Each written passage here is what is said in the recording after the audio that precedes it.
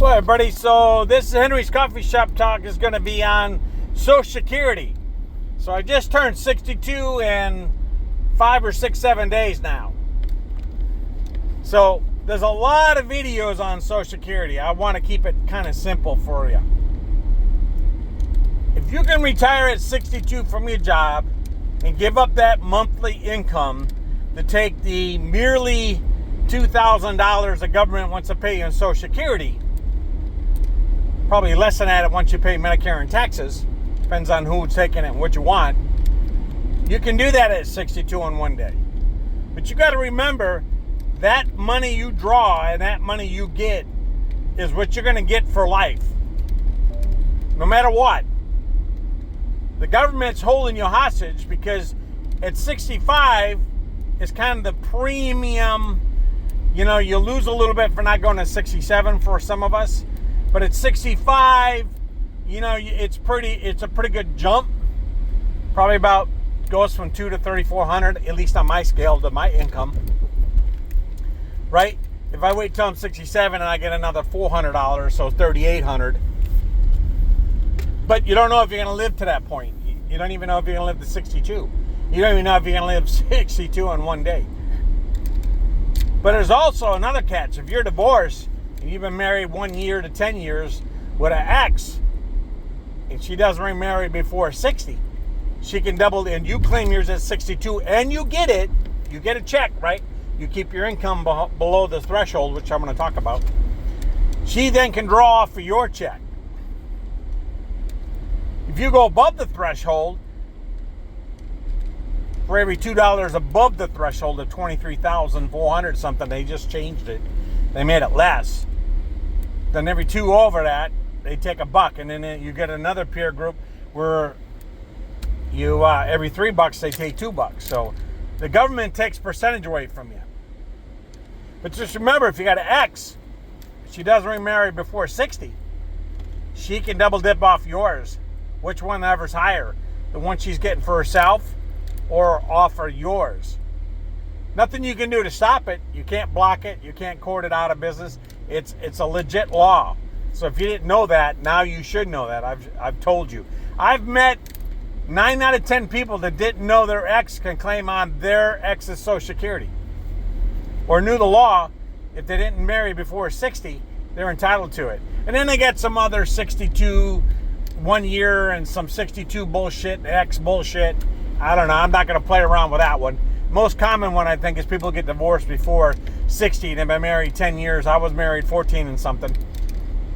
Right? My ex is no longer eligible for it because she remarried way before she was 60. So she can't double dip off mine, or dip off mine, or get paid off mine. So just keep that in mind when you're doing stuff that's out there. So Social Security is a tricky thing. You got to look at your current income, and do I really need to draw Social Security and get rid of my income? I'm not going to give up my income to draw, probably after taxes, $1,500. That'd be stupid. So every month and every year I stay, that works to your advantage, and you gain Social Security money, right? So you take it right up front, you lose a big percentage, and every year you wait, you gain another 8-some percent. So it helps you. If you wait till 67 right on the target and you think you got longevity based on your parents, mine lived till almost 80.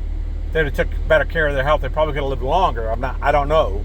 But my gene and my family's already proved they can live in their high 70s and in the 80s.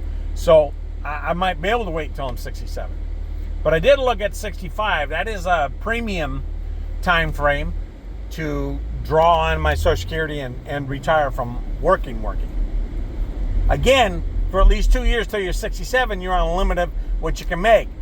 If you make up over $23,000 some dollars, then you're going to start losing money from your Social Security. They're going to draw it back, and then what will happen is you won't see a check until it's caught back up, and then you'll receive a check again, and then they'll rebalance, I think, at the end of the year.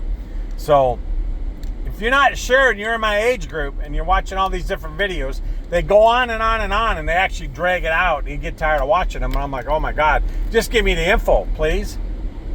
So look at your lifestyle and look at what you think retirement is. I know I could currently right now, if I wanted to, I could hang it up and just flat ass retire. I wouldn't draw my Social Security. I would just live on all my pensions coming in because I don't have any bills. I took care of that. That's another thing Americans don't do. They don't take care of their income. They got debt out ratio is higher than their income, so they're forced to work.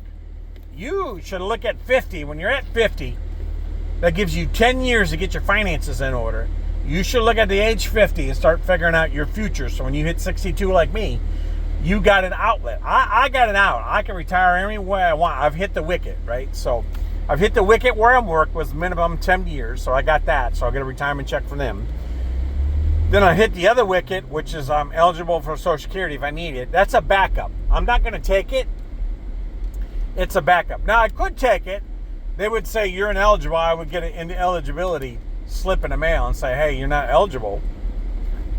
And then per month, per year that you don't receive a check, that then goes towards your time, right? Towards your time. Because you haven't got a check. So they can't deduct that. So as long as you continue working and you're above that 23,000 some threshold, and then you can go on calculation. There's another one. It's like 56,000. It's crazy numbers. I'm just saying, it's crazy, crazy numbers. So do your research, look at your lifestyle, but at 50, you really need to really start looking at your investments. I got rid of all my IRAs, 401ks, and TSP, or anything related with the government. I moved all my money into a money market CD making over 4.21%. That's where my money is. So I did that to protect myself before I was 63, because they're watching your income, your AGI from 63 to 65 for a Medicare cost. So that's another thing that they do. They watch for that. So you need to plan out that wisely, and I would start at 50. I'd open money market CD, I'd start putting money in it, start collecting interest on it, and start building yourself a nest egg and start getting money income. At the end of the year, you get a 1099 INT, and all you do is pay taxes on that interest. I don't use any IRAs, no TSP. I don't see any purpose in them.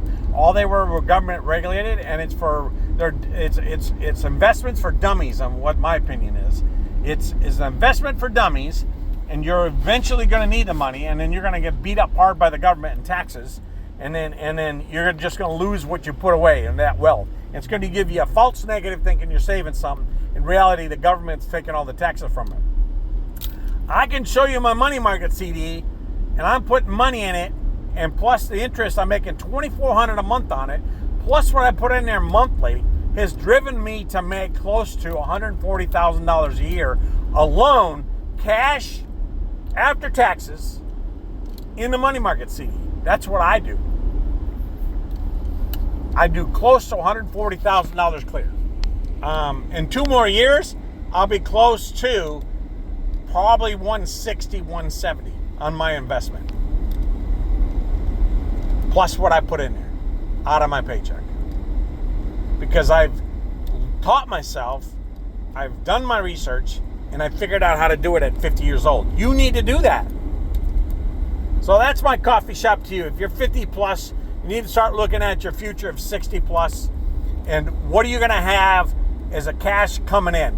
So my money market CD is my cash cow. It's my, after taxes probably clear, it's probably going to be $1,500 a month that Social Security is not giving me, that I have built for myself. Now, I'm sure in 3 years, I'll probably, after taxes, it'll be close to $2,500, close to $3,000. And I'll roll it over and reinvest it. It'll be close to $1 million by then. It's over 676 now, so it's climbing. But my point to you is, look at 50 and start putting that money away. Start making that 4 or 5% on it. Pay the taxes at the end of the year, and don't let the federal government, an IRA, TSP, 401k, okay, or a Roth IRA tell you how to spend your money, when you can do it, how you can do it. You don't know if you're going to live that long. The money market CD, you can go in and out of it from my bank, and I can take it out anytime I want. No penalties. Nobody telling me what to do, and that's my cash that is today I have access to. That's what I recommend. All right.